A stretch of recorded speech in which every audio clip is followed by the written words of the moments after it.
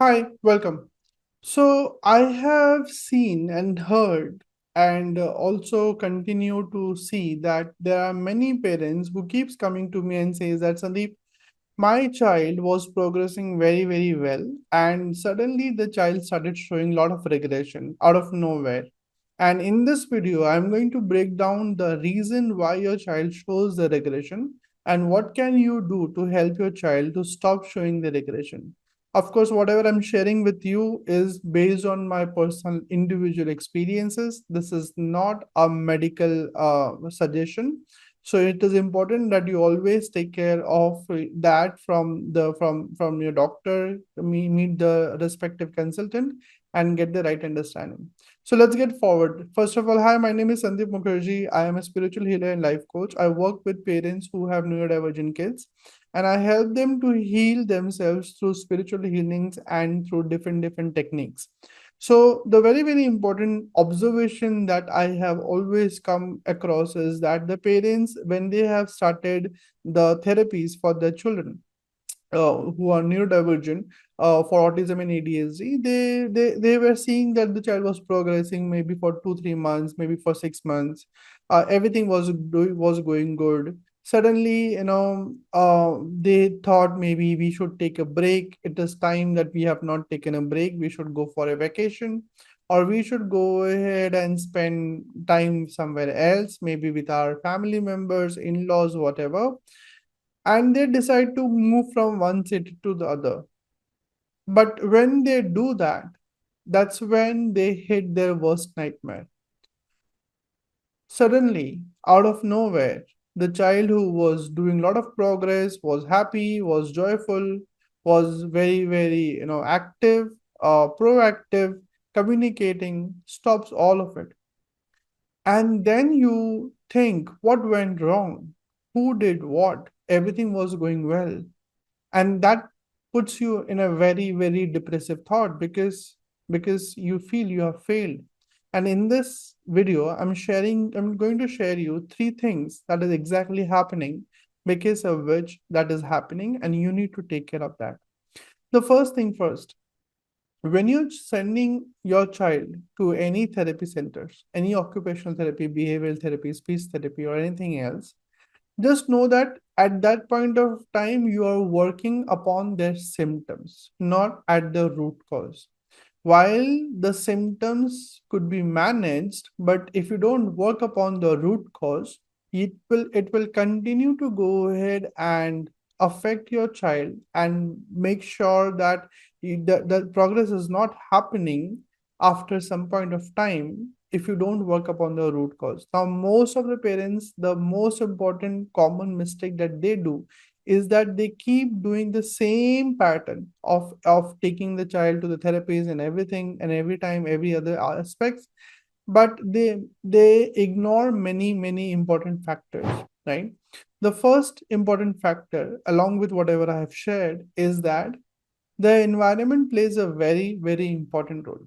Now, your child is very sensitive, very hypersensitive, not just from the point of view of the expression or the emotions that the child expresses, but from the point of view that the child actually feels what is happening in the nervous system, which means whatever is going on in the nervous system, the child is going to feel that. So, what happens is when you are taking your child to any therapy centers or any speech therapies, anything else, the first thing that is happening is, along with whatever the work has been done by the therapists and the consultants, the children are also picking up the environment of that space. There are also different children coming. There are also different families coming, sending the children there.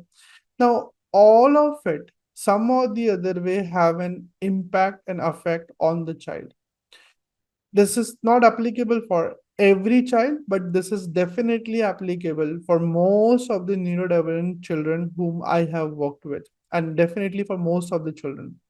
So, very important is you have to take care of that environment. How is that environment? When your child is going there, how does your child feels? Does your child likes going there? Does your child also wants to go ahead and spend the time with the therapist? If the energy or the vibration of the therapist is also not very joyful, very happy, and the therapist is also not continuously working upon self, it or some or the other way will also impact the child. With due respect to everybody, while the intention of the therapist is to help and to make a difference, but the very important thing is that children like this, who are very, very neurodivergent and who have a very high sensitivity, they pick up the vibe or the aura, whatever you call it, from the environment. Hence, it is very, very important that you take care of that external environment. The second and the very, very important thing is that when you are taking your child to all the therapies and all the procedures and whatever you're doing, you have to also simultaneously take care of yourself. What happens is most of the time, parents are just taking care of the children continuously, but they are running on a fuel which is their willpower. They are thinking that this is going to go ahead and just get over soon, and then they will be free. And till the time it is not happening, they are going full fledged because of the love, because of the willpower, because of the strength. And at one point of time, they starts feeling the burnout, or the start feeling that burning out and that tiredness, that fatigueness, and they keep ignoring it. They don't take care of it. Now, because of that, what happens is, because they are ignoring it, not taking care of it, at one point of time, it starts giving that energy, that vibration, that feeling to your child. And when that happens, because of that, your child also experiences the meltdown or the difficulty in balancing the emotions, unable to understand what to do, because the child is absorbing what you are feeling, you are going through, you're talking to yourself, and the child is also sharing that space with you. So that's the second important thing, that take care of yourself. The third important thing is, there are many times, there are a lot of relationship difficulties in when you're living with, maybe, joint family, or maybe between the husband and wife. There are a lot of clashes because they want to make sure that their child has been properly taken care of. So one suggests something, the other feels that it feels so personal, and the other partner feels that maybe the partner is pointing out at me and saying that maybe I am not capable enough to handle my child. And while they both have the good intention, while they both have the right intention, but what they are not able to understand is that the anger that they carry within, that the upset or the sadness or the pain or the tension that they carry in themselves about their relationships, that also has an impact on your child. And result of this is, because of that, what happens is, you start seeing a progress of, to let's say, 10 to 20%, 30%, for 35%. But then after one point of time, it starts going down. And this is something which nobody talks about, because everybody is just doing the therapies, just doing the ABA therapies, occupational therapies, speech therapies, all the therapies, diets, and everything. But this is something which nobody talks about. And because nobody talking about it, all the parents are doing the same thing. In return, the outcome, what they are getting is not going beyond 10, 20, 30% of improvement. That's for the majority of the cases. There are some parents who are seeing magnificent improvement beyond 60%, 70%, 80%. And that means they are doing something good, which is definitely taking care of the environment. But most of the parents are not taking care of it. And that's when, that actually takes them to a downward hill. So the first thing you have to do, and the almost continuous important thing you have to do, is, while taking care of your child, take care of your own self, take care of your own relationships. If you have to say something in a way, you have to say it where you don't want to offend it, find the different ways. You suppressing your emotions, you're holding your own emotions, you're going through your pain, you're holding it back for yourself, is also really, really impacting your child. And if you really want to help your child, help yourself first. That's the agenda and the motto your child has. I work with parents who have neurodivergent kids with autism and ADHD. I help the parents to heal themselves.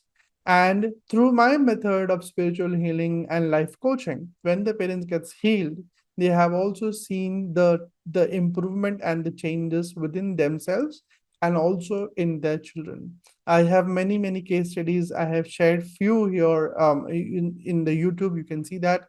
Maybe at the link above, you will be able to find that. You can click there and watch it. But what I was able to understand is that when you will heal yourself, you will be able to help your child. And there is also in my community, there is one of the parent who also shared that whose child was in a regression. The child started progressing and way faster than before because the parent started working upon themselves. So if you are able to get some wisdom from this video, write down your takeaways at the bottom at the comment section, and do share and like this video, subscribe for this channel, and also share it with all the parents who are doing the same mistake like you, and help them so that they can save their children better. I will see you around in the next video. Thank you. Bye bye.